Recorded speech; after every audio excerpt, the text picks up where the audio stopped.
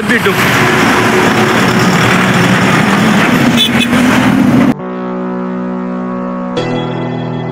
नमस्कार मित्रांनो, आज आपण ट्रक ड्रायव्हर यांच्यासोबत थोडीशी चर्चा करणार आहोत. तर त्यांचा प्रवास कसा झाला हे जाणून घेणार आहोत. नमस्कार सर, तुमचं संपूर्ण नाव आणि गाव कोणते सांगा. युवराज नानासाहेब मुळे, गणेश हाऊसिंग सोसायटी, शाहूनगर, बोरली, सातारा. तुम्हाला ट्रक ड्रायव्हर बनण्याची प्रेरणा कशामुळे मिळाली? मी प्रेरणा म्हणजे कसं, मी हमाली मुंबईमध्ये होतो. मी हमाली करीत करीत या ड्रायव्हिंग क्षेत्रामध्ये एक आवड निर्माण माझी ऑटोमॅटिक झालेली. आवड मला पहिली नव्हती, कष्ट करत करत दुसऱ्याचं बघून मी या क्षेत्रामध्ये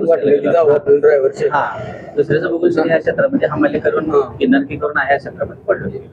तुम्ही पहिल्यांदा कोणती गाडी चालवली होती? पहिली एक 3 व्हीलर म्हणून ग्रेडर म्हणून होतं मुंबईमध्ये. मिल मिल मिल म्हणजे कपडा वगैरे धागा तयार होतो ना, कपडा तयार होतो त्या ठिकाणी मी ते गाडी चालवली होती. कंपनी होती गाडी? हा, मिलच आहे, कंपनीचीच गाडी होती ती. जेव्हा तुमचा खूप लांबचा प्रवास असतो त्यावेळी तुम्ही मनोरंजन कसे करता? मनोरंजन एक तर एक दुसरी गोष्ट असे काय नामस्मरण करणं देवाचं कुठल्या आवडीनुसार जे असं ते काय प्रत्येकाचं वेगवेगळं असतं. स्वामी समर्थांचं करतं, कोणी समर्थांचं करतं किंवा दत्तांचं करतं, प्रत्येक वेगवेगळं. आणि दुसरीकडे एक साऊंड स्टेप त्या दुसऱ्या म्हणजे आपल्या वाहन चालवण्यासाठी तुमची आवडती ठिकाणी कोणती? आवडते ठिकाणी म्हटलं तरी एक केरळला आहे. का बरं? का तर रस्ते चांगले, पण त्यात अशी गोष्ट आहे की पोलीसवाल्यांचा त्रास नाही, न इंटरव्ह्यू समजून सांगतात, रस्ता दाखवतात दुसरा. पण आपल्यासारखे आपल्या एरियातल्या सारखे तसं त्या ठिकाणी नाही. सगळं सेफ्टी व्यवस्थित चांगलं आहे. रस्त्यावर तुम्हाला गाडी चालवत असताना सर्वात मोठे आव्हान कोणते?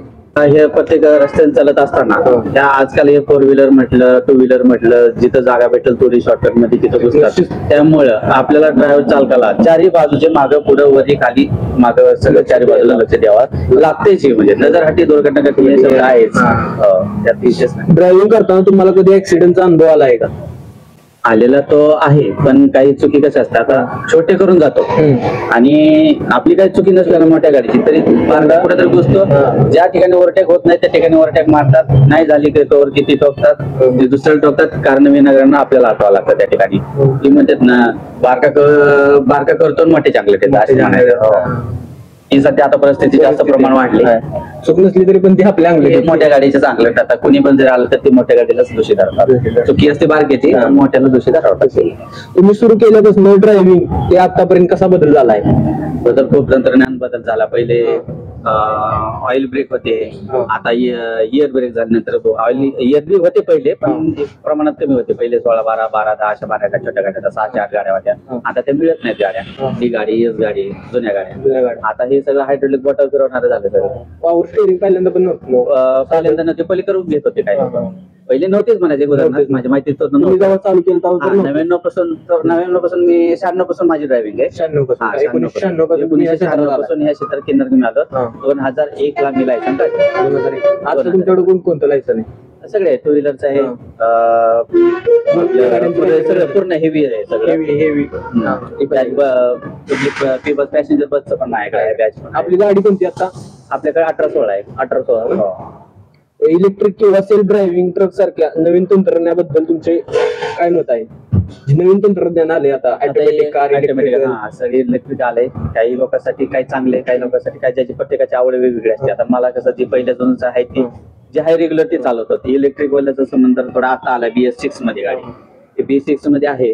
पण पिकअप जसा पहिला साध्या गाडीला जसा पिकअप येत होता त्यावेळेस आता ह्या गाडीला BS6 ला तर नॉर्मल जर हे करत राहत पिकअप देत राहत. इलेक्ट्रिक ट्रकला चालू शकते का? इलेक्ट्रिक नाही चालू शकत माझ्या हिशोबानं. तर ताकद कमी पडणार माझ्या अंदाजानं.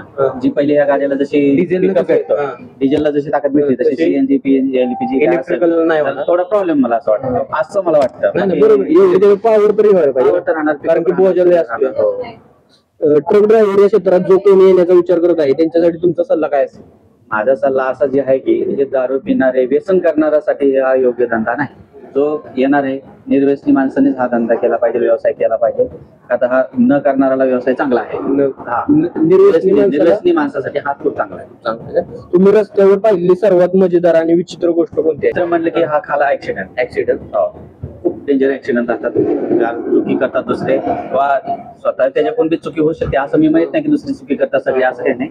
पाची बोट सारखे नसतात. त्याच्यामुळे काही लोक काय असतात, काय दारू पिलेले असतात, काय गांजा वडलेले असतात रस्त्याने, काय कुणी काय केलेलं असतं, त्याच्यामुळे हा प्रमाण तो करतो पण दुसऱ्याला बघावं लागतं या विषयात. तुमची इतर ड्रायव्हर्स किंवा पॅसेंजर सोबत लक्षात राहण्यासारखी भेट कोणती झाली आहे? विविध आउट स्टेटला जातात, कर्नाटक म्हणा, केरळ म्हणा, या गुजरात म्हणा, किंवा अजून हैदराबाद त्या साईडला बघा. जर आपल्या आवडीचा माणूस ओळखीचा जर भेटला तर एक आपुलकीने आपल्या इलाक्याचा माणूस, मराठी एखाद्या आता कर्नाटकला गेला तुम्ही, मराठी सहज निर्माण होतं तिथे त्या ठिकाणी. हा, एकदम आपला माणूस आहे. हो.